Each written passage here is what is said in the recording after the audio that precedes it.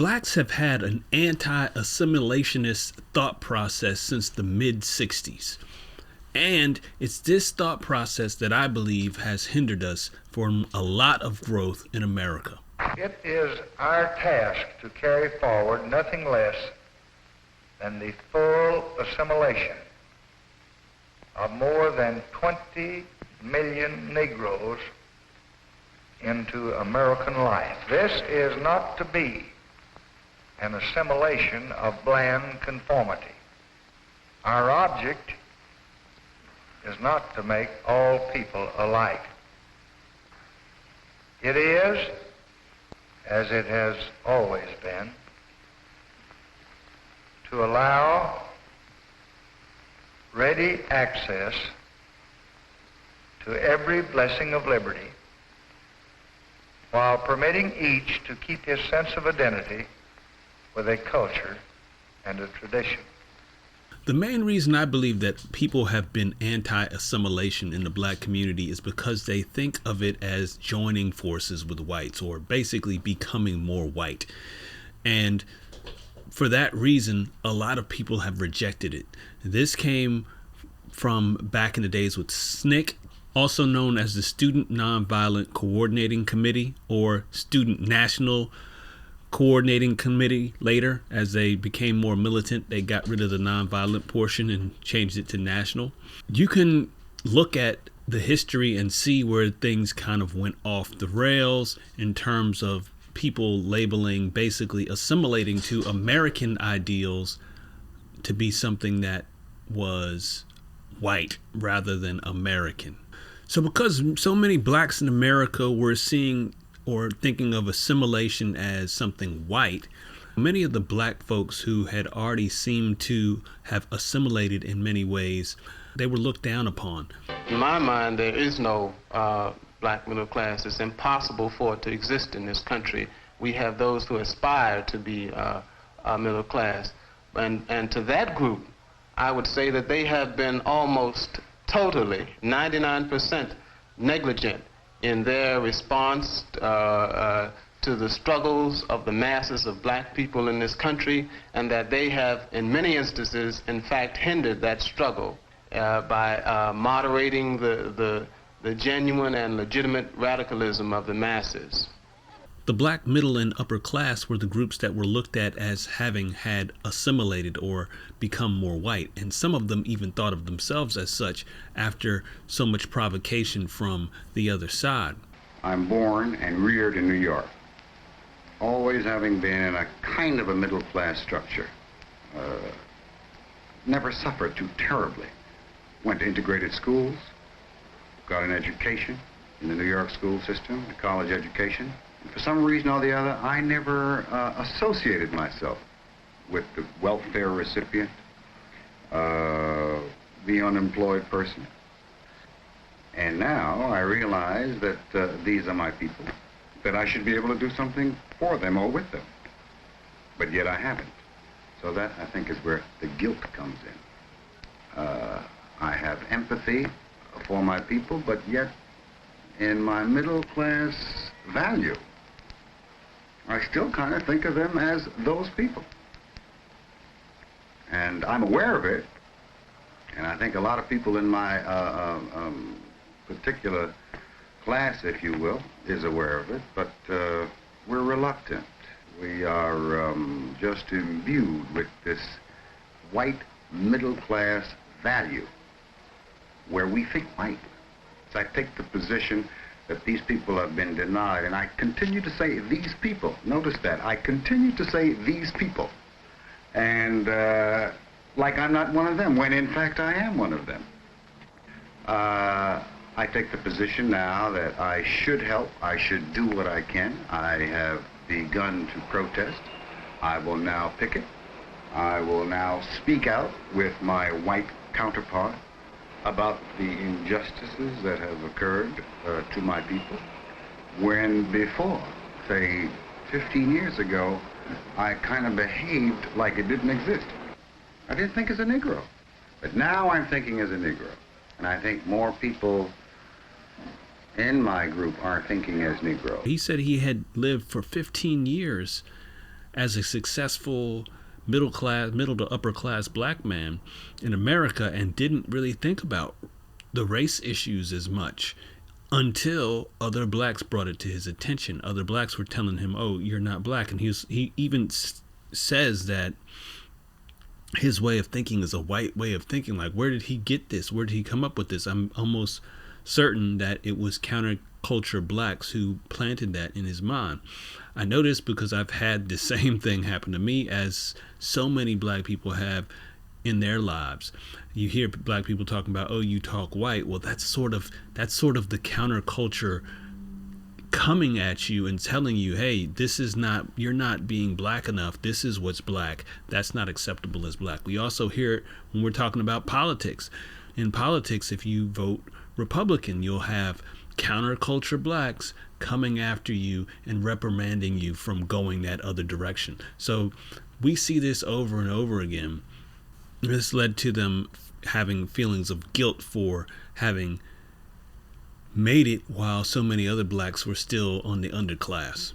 Being that the counterculture or the rebelliousness of groups like SNCC and other organizations and folks like Malcolm X were bringing to the table, it just made it seem more cool to be a part of the counterculture. This later came about in music with songs like "Say It Loud, I'm Black and I'm Proud," and even further down the line into hip hop and all those notions of counterculture and rebelliousness that you get with that genre.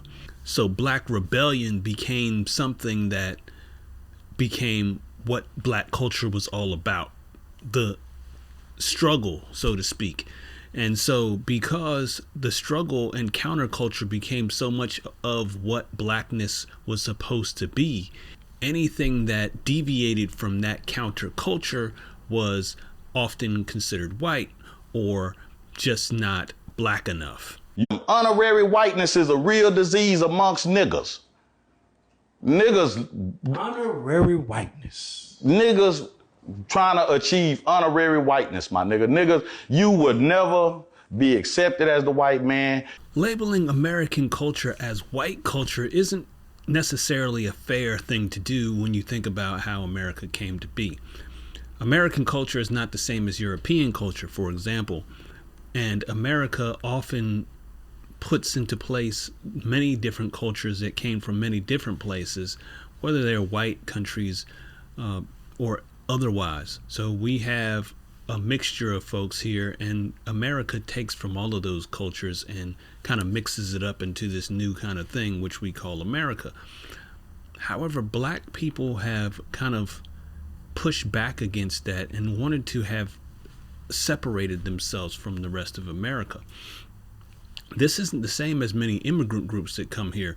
Immigrants come here from other countries with different cultures, and often their families assimilate after a couple of generations, often after that second generation. And the reason being is that they accept that the culture in their old place of life wasn't as good as the culture in America. They've accepted it. Assimilation is not that hard. I know this because Asians stopped eating dog the moment they came to America. And none of us are trying to normalize or impose that shit on the American people. A part of the inferiority complex that comes with a lot of black Americans is this idea that we have to compete with whites rather than to join just American culture in general and share in the successes of other Americans regardless of their race. Because the fact is that there are many groups here in America that do much better than white people and are assimilated for the most part. Some of them not as much as others, but they often do after a few generations, like I said before. When you look at Indians, when you look at the Japanese, you look at Chinese, a lot of these folks, a lot of these groups have come here, and as they've gone through a generation or two, they have completely assimilated into the American fabric. They also bring with them portions of their own culture to share with us, and And that's not something that also isn't spoken about. Assimilation is a two-way street. It goes both ways. It doesn't just go one way. And for whatever reason, black people haven't been willing to accept that much either. As we've gotten to the notion of calling whites culture vultures or saying that they are appropriating our culture. All of this doesn't do any good. In Thomas Sowell's book, Basic Economics, he talks about many ethnic leaders of different ethnic groups that turn their nose up at assimilating. And when they do so, it's often to the detriment of the group that they're leading. But it does benefit those leaders themselves because they get more notoriety for being rebellious. It seems like they're pushing back against the power structure, those sorts of things. But the group that they lead often does poorly under their leadership. While it is in their self-interest to promote anti-assimilation, it often hinders the group economically and in other ways as well. Sowell also talks about a portion of the Jews, German Jews, coming here and doing particularly well, and then later a different set of Jews, the Eastern European Jews, coming into the country and being more impoverished, less cultured, having poorer hygiene, all sorts of things.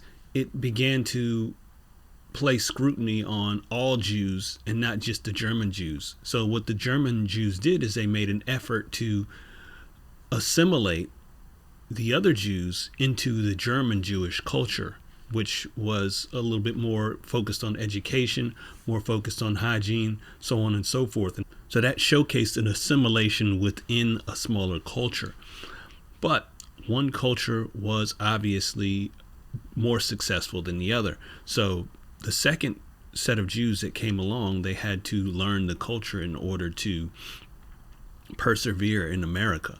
To do well in America, it required a shift, a change.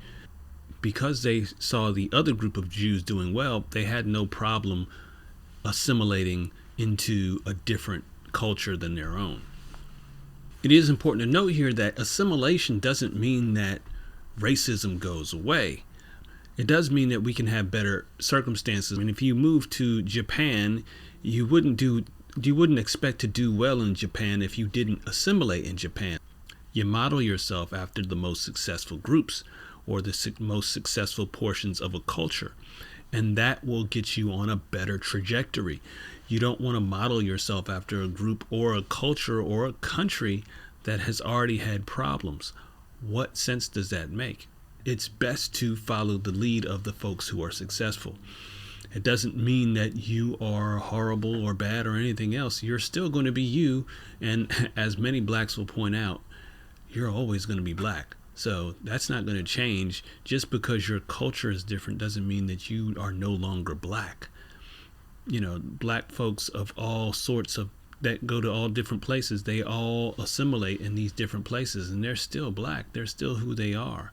They still keep a portion of who they are. Doesn't mean we have to eliminate what we are, but it does mean that we have better outcomes in the long run. Back in the 60s, we could see there was this power struggle between blacks who were starting to assimilate and those blacks who weren't doing as well. There just always seemed to be this struggle between the black middle class and the black lower class, which remains today. We don't really focus so much on class. Today, we're more so talking about, blacks and niggas, and it's like as if that's a difference, but really it's the same sort of argument. This Negro middle class that we're talking about is a very, very precarious thing. For those who customarily think of nearly all Negroes as being near the poverty level, the present picture in jobs, business, housing, and social activity within the Negro middle class is a striking one. Richard Clark, owner-manager of a New York personnel consultants firm, says he's in the business of creating instant middle-class Negroes by finding them white-collar jobs. It's called a Job Opportunity Center, and we've brought together 750 Negro college graduates, one-third of whom are June 1967 graduates, and the other two-thirds experienced people who were disillusioned with the level of jobs that they hold. There are 120 interviewers here representing 33 different companies who have in mind employment.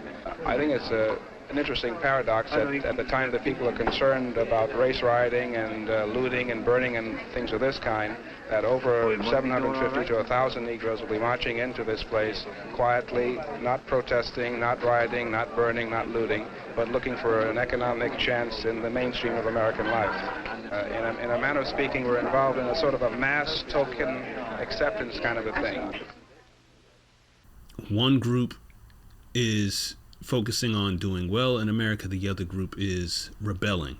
And to some degree, we have a lot of the black middle and upper class today who are still sort of trying to hang on to that rebellious nature. If you notice, a lot of black success that is celebrated is not the success that took the normal route. It's the entertainers, it's the basketball players, the musicians. We tend to focus on the people who sort of remain true to that counterculture while still doing well. We don't look at the people who own a business. I remember seeing black business owners when I worked at an HBCU, and you never heard of these people, and they've made millions of dollars selling things like mufflers to Mercedes-Benz or other people that I've seen who've done really well for themselves. You don't hear about them. And I think the reason is because a lot of these folks, whether they become lawyers, doctors, or however they've made it in America, are not a part of the counterculture per se.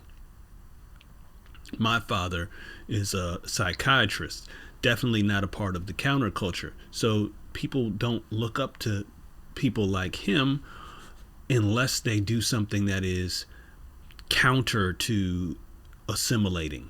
So while a black attorney may not look like someone to celebrate if they're a part or they seem to be assimilating, someone like Benjamin Crump, who is a part of the counterculture just by way of representing people within the counterculture, he is accepted. So there's a lot of people who do these sorts of things where they get into businesses or business models that are a part of the counterculture in order to maintain this idea of blackness. It's as if blackness must be a certain thing and can't be anything that deviates from that. It's always interesting to me to see these kinds of things come play about, because what people think can still be represented as black versus what is represented as white is always interesting. Another thing that you might see is this battle back and forth, not between niggas and blacks or middle class versus lower class blacks, but northern blacks versus southern blacks. By 1970, there'll probably be 1 million Negroes in this city. And I know that people are concerned about this. They may not talk about it very often, but I certainly heard them shudder in church when he said there'd be 1 million Negroes in Los Angeles. We shudder because we're saying, in essence, the majority of these people are not like we are. And we felt that maybe some of us felt we left the South because we were getting away from this problem. We are part of this exodus too, but we are a little maybe embarrassed by the fact that here we're going to have a mass element come in that's going to create a tremendous social problem in the community, to which we find a great deal of difficulty in relating to. Well, I don't want to sound like a do-gooder, because I really am not, and I'm somewhat of a snob. But I do think that with these people coming in who are not our intellectual equals, nor are they of our sociological bracket, they're not to be a handicap to us. They'll find their own level. Now, I do sound like a snob, but I don't mean it this way. Many of us have come out here to escape from this second profession of being a Negro. And we are out here a while, and we're working in our own field, and then we find out that here these same problems are falling on the heels of 1,600 Negroes a month that come into Los Angeles. Now, this gives us problems. It's our own view. It's our own identifying with these Negroes that are coming in with their carpetbags that causes us problems. In the past, in the history of America, you know that the North often had more education. They didn't have the Jim Crow things that the South had. So a lot of those northern blacks were higher educated. It wasn't until the South started to go back and migrate into the North. Those folks started migrating into the North, and then an interesting thing occurs, and you have a lot more wild behavior from the Southern blacks that a lot of the Northern blacks did not like. Okay, so this is highlighted in the film A Soldier Story, where you see this back and forth between the Southerners, represented by Denzel Washington, and I can't remember the other gentleman's name, and then you had the Sarge, who was from the North, because he just felt like they made blacks look bad. Well, that's sort of the same thing I was talking about with the Jews, and it happened, with the Jews from Germany versus the Jews from Eastern Europe. So these ideas are not new to black people. Black people feel that they're exclusive to us. They're not exclusive to us. And if we learned a little bit of something about other groups, we took the time to study other groups like Thomas Sowell has, then you start to see these patterns in human existence. It's not just something that is regulated to the black community. And therefore we can see the pattern, and once you see the pattern, then you can learn how to adjust what you're doing, adjust what's going on in your life, and assimilate to what's better.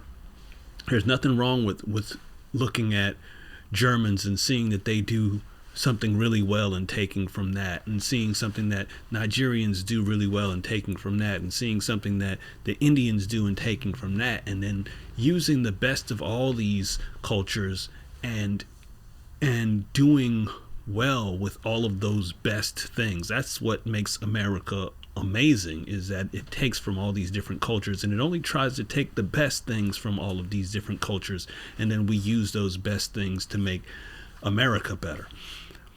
But I think what has happened in the past with black people is that we have had this counterculture thing just take over our minds. Back in the 60s, for whatever reason, so many of the bad things that happened to black America occurred. They all began in the 60s for some reason. If you really look back, the crime levels escalated then. The black family started to break and deteriorate then.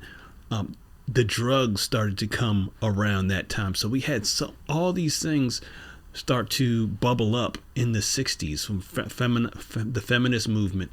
There was just a lot of stuff that took us and just shook us to our core, and it caused a wedge between people who were already on a forward trajectory. You had so much black growth back then. There's a portion of this film that talks about how black business was slowing down.